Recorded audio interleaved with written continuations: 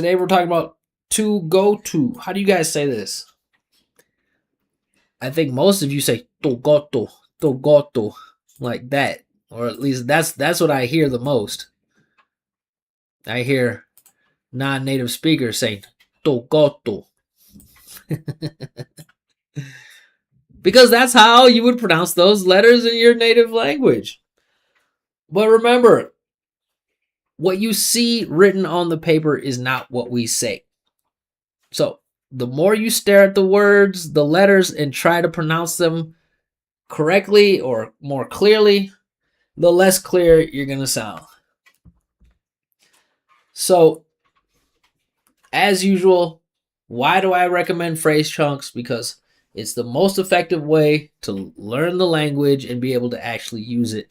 You're never going to be in a situation in real life where it actually matters whether you know what the rule is for this grammar tense or that grammar tense.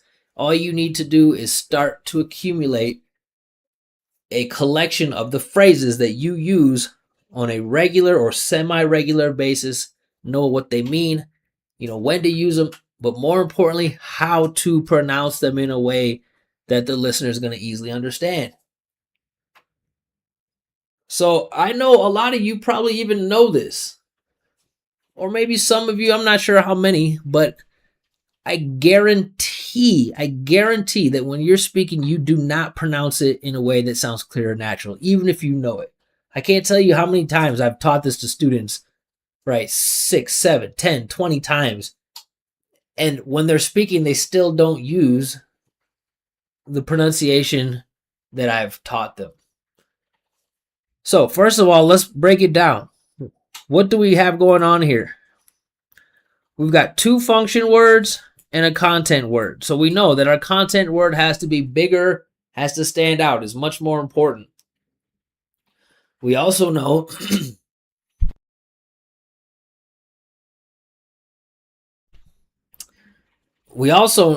that with this word to, we do not want to pronounce it as to, oh.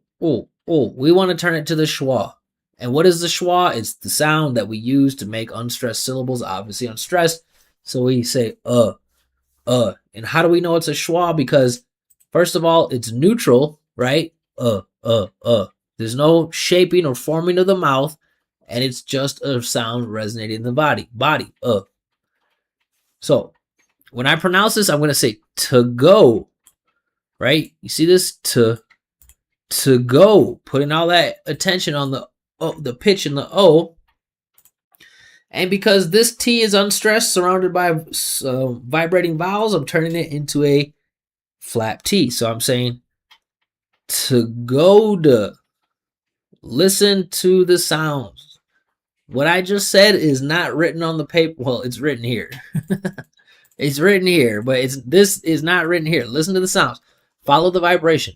Tuh-GOH-duh. Tuh-GOH-duh. That's how you should be pronouncing this every single time. Every single time. Tuh-GOH-duh. Tuh-GOH-duh. Tuh-GOH-duh. So, like I was mentioning, this is a phrase chunk you're going to use pretty much every time you speak English. So it makes sense to spend a week perfecting it, right? And you can put all sorts of things around it, right? So here, if you have been watching my lives, you know that you should not say going to or going to, even if you put the schwa. Oh, sorry, excuse me. Excuse me. We shouldn't say going to. We say going to. All right, so we can say this. I'm gonna. Watch this. Instead of I'm going to, we'll say I'm gonna. I'm gonna. Right? I'm not saying I'm going. I'm going. I'm going. I'm going. That's you staring at the letters and trying to pronounce what you see. We're saying I'm gonna. And not I'm from the mouth, is from the body. I'm gonna go to. I'm gonna go to. Right? I think you can say that every time, every day. You could find an opportunity to say this. I'm gonna go to. But if you pronounce this, I'm going to go to. I'm going to go to. No one's gonna understand you. So put whatever noun you want. I'm gonna go to my friend's house. I'm gonna go to the store. I'm gonna go to the bank. Okay? But it should be schwa here. Gonna. Don't worry that I'm not pronouncing these letters. It doesn't matter. It doesn't matter why. I'll do classes on all of these things, but you don't need to know the rules to know that that's the way to pronounce it and to practice it and start listening to it. Right? I'm gonna go to. Follow the vibration. I'm gonna go to, like that. This one, have to. Listen to this. I'm not making any vibration here. This word we always pronounce it like this. Well, I guess we'll move this over here. We always pronounce it with F. There's no rule for this. It's just what we do. Have to. Okay? So it's have to go to. Have to go to. I have to go to. You have to go to. We have to go to. You try it. To go to, I don't know, the hotel? What? We have to go to the,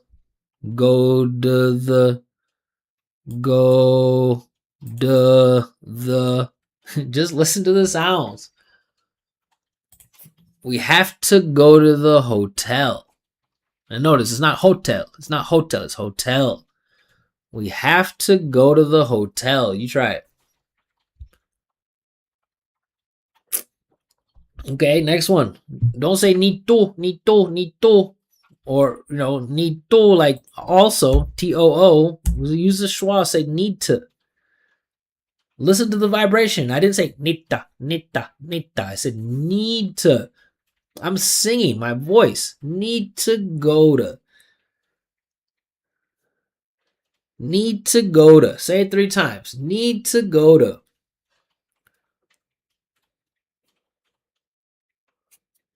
That's it. You gotta repeat these things so many times. What? They need to go to, I don't know, France? They need to go to France. Listen to the vibration. They need to go to France. To go to.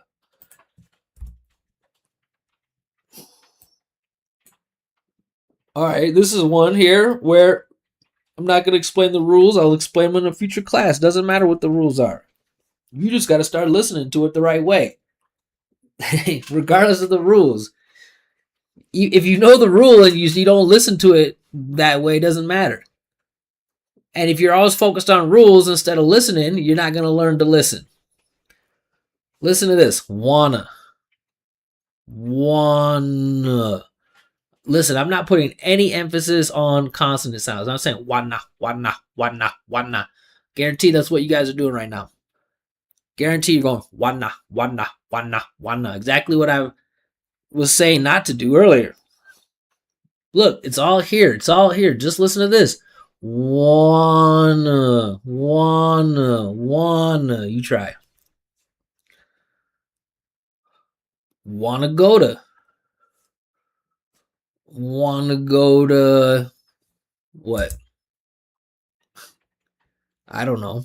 Where do we want to go to? Australia?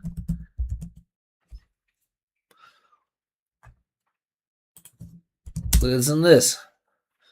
I want to go to Australia. Did you listen to letters or did you listen to the vibration here? I want to go to Australia. Did you listen to how the vibration never stopped? Because I bet you most of you, when you just repeated that, you broke these 2 words apart. You said, Go to Australia. Go to Australia. Listen, what I'm saying here is not written on this page. Listen how the vibration never stops. These sounds get connected. Look, I wanna go to Australia. Go to Australia. I wanna go to Australia. I wanna go to Australia. Like that. All right. Again, doesn't matter what the rules are. Listen to the way I pronounce this. Trying to go to. Trying to go to.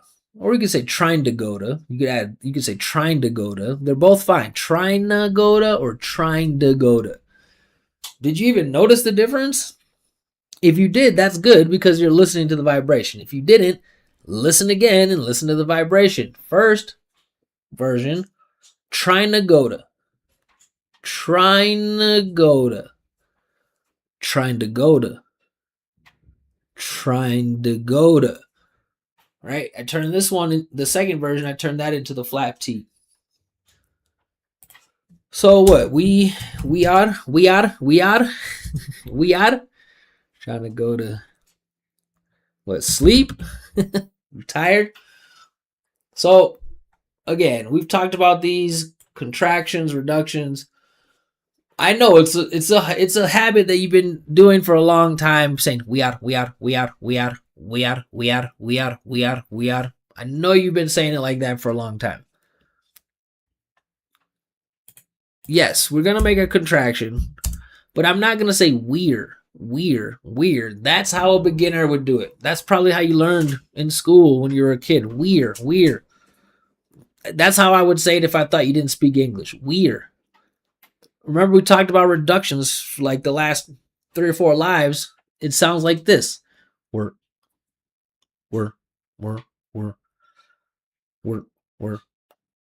Right? You're listening for what. I'm speaking from here. We're. Right? So listen, we're trying to go to. You say it. We're trying to go to. We're trying to go to sleep. You hear how much pitch, musicality I put in E and sleep?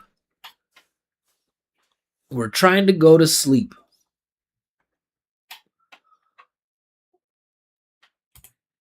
All right, so here, should, or we could put in negative, should go to, right?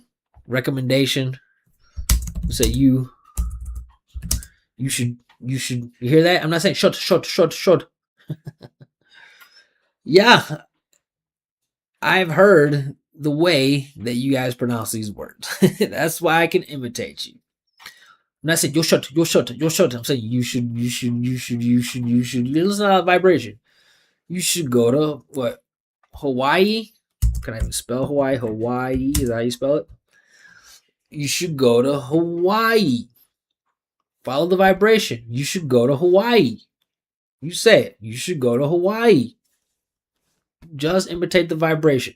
You should go to Hawaii. Or you shouldn't go to Hawaii. Just listen. Yes, I'll teach you the stop T. I'll teach you all that stuff later. But just practice imitating the sounds first. You shouldn't go to Hawaii. You shouldn't go to Hawaii. Next one. Couldn't. Or could. What's it? What they couldn't go to what? The event. So word you guys use a lot. Event. It's not event. It's Listen to this. Event.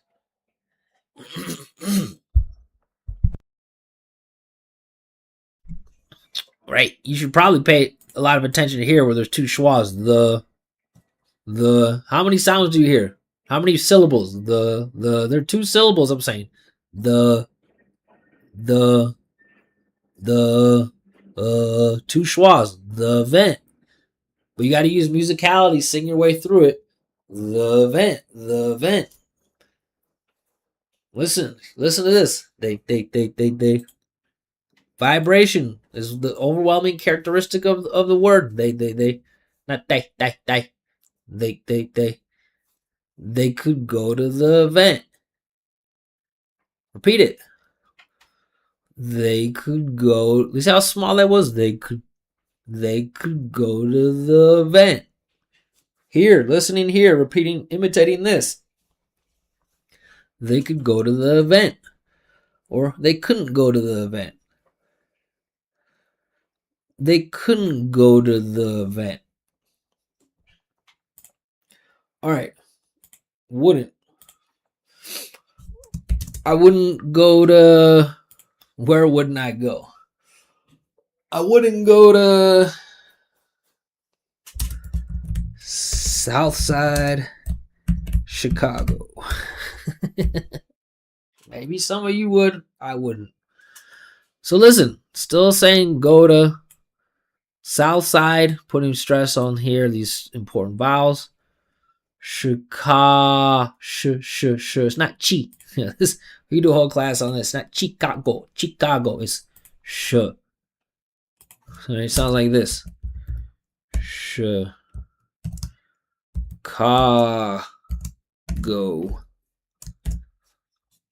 Right? Chicago, not Chicago. I told you guys are not listening. You guys are reading or remembering what your brain remembers from the last when you saw the word. Listen to the sounds. Imitate the sounds. I wouldn't go to, let's say, the south side. The south side of. I wouldn't go to the south side of Chicago. Listen to how I connect the sounds. I wouldn't go to the south side of Chicago. I wouldn't go to the south side of Chicago. I wouldn't go to the south side of Chicago. Don't focus on every letter. I guarantee 75% of you guys are trying to follow along word by word. I wouldn't go. No. This is one sound. Just follow the sound. Keep this whole sound connected. I wouldn't go to the south side of Chicago. I wouldn't go to the south side of Chicago.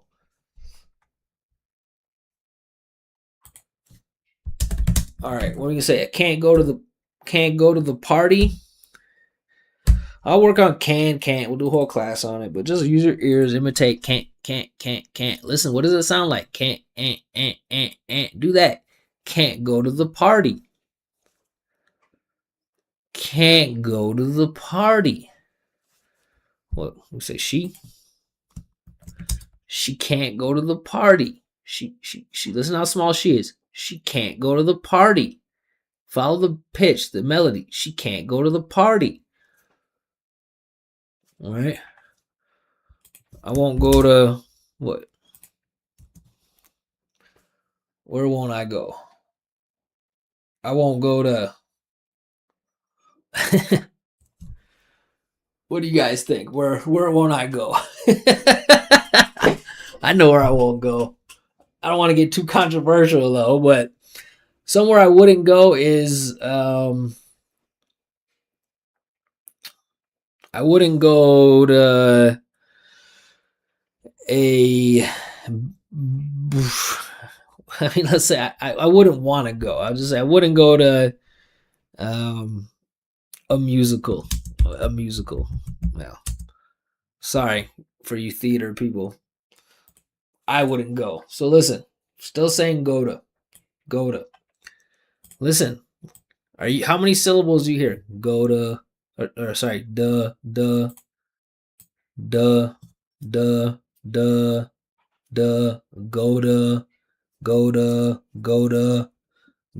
musical. Try it. Go to musical. I won't go to a musical. Vibration, listening here. I won't go to a musical.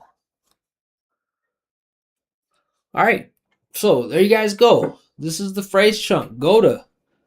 So stop saying tuh-GOH-duh. Stop saying go to. Stop saying anything like that. You're going to use this phrase every time you speak English. Say it right. Make it easy for the listener. That way, even if you pronounce the other parts not so clear, right? France, Australia, whatever, south side of Chicago, you've already captured the listener's ear. Why? Because you're pronouncing this GOH-duh or tuh-GOH-duh in a way that's easy for them to follow.